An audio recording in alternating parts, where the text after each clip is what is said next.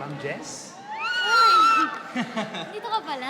Oo, baka gusto mong sumabay sa akin kasi nakakotse na ako. Wow, ha? Level up ka, ha? Taray mo, ha? Asan na yung tricycle mo? Wala na. Siyempre, umaasenso ha. So ako, kailangan kong lumevel up.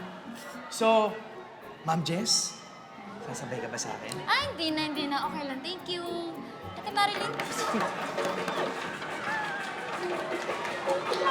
Oh, sasabay ka sa akin. Sige, hindi na tayo naman. Tara na. Hindi na tayo naman. Ate Marilyn, hindi ka na.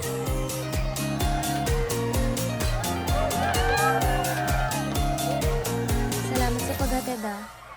Pero, hoy, Anton, pwede ba sa susunod huwag mo na akong susundan? Bakit? Taxi driver ako. Pasahero ka. Ano masama doon? Gusto mo sapak? Buntot ka ng buntot, eh. Oh, sorry na. Alam mo, kulang na lang balatang kita ng buhay. Nilait-lait na kita ng bonggang-bongga, hindi ka pa rin nadadala. Eh bakit? Crush kita eh. Bata pa lang tayo, crush na kita. Alam mo naman yun, di ba?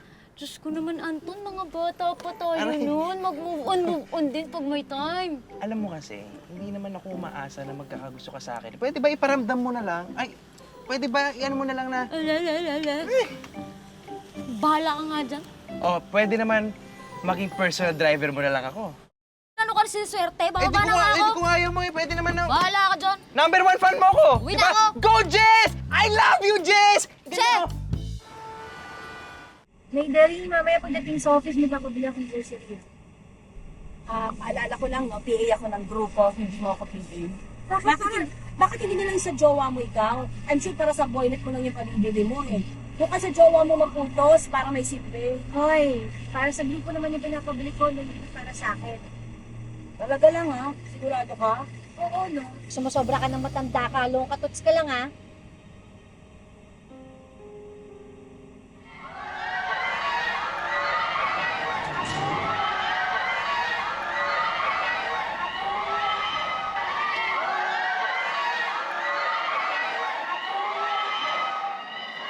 At least, may silbi pa rin. Hoy, excuse me. Ako kaya nag-alaga sa grupo na yan nung nag-uumpisa pa lang sila. Oo nga, pero kung umasta ka, akala mo ikaw ang bida. Paalala ko sa'yo, no, supporting ka lang dito. Oo, ako supporter eh. Ikaw, extra ka lang dito, no? At least kahit extra, may silbi pa rin. Hindi katulad ng jowa mo. Passers-by lang, tinanggal pa. Ba't kasali yung jowa ko? Nainggit ka na wala kang jowa. Ay, ewan ko sa'yo. Ewan ko sa'yo yung Ay, ginela well, ko. Hey, Deli, Tita Veronica, pwedeng huwag kayo dito mag-away. Ang daming tao nakakahiya. Pagsabihan mo kasi yung long katuts nyo, yung bibig eh. Tita, don't say that. She's family. At saka, mas nakakatanda po siya sa inyo. Yun na nga eh. Matanda na nga po, patol pa sa nanay ko. Guys, ano ba? Please, huwag naman dito.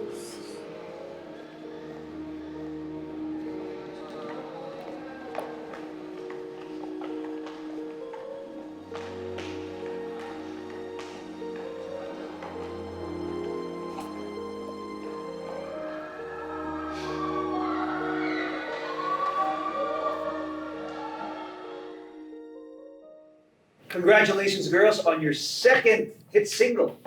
It's #1 on the hit charts on Spotify and on iTunes. I'm so proud of you, girl. Wala bang mango juice? Di ba ayoko ng orange juice? Ay, pasensya na po, ma'am. Sige po, ma'am. Bukod doon, malapit na maging platinum ang album nyo. That's why the management has decided to start on your third single right away. Kaya this weekend, isushoot na natin yung music video nyo. Sir, pwede bang i-move yung sked? Kasi sunod-sunod na kami nung nakaraang weekends. Maybe we can take a break.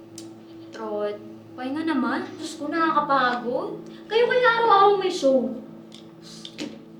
Girls, we all have to make sacrifices. Yung pagod na yan, that's all in the mind. We have to strike while the iron is hot. That is the music business. We will reap what we sow someday. Kaya nyo yan.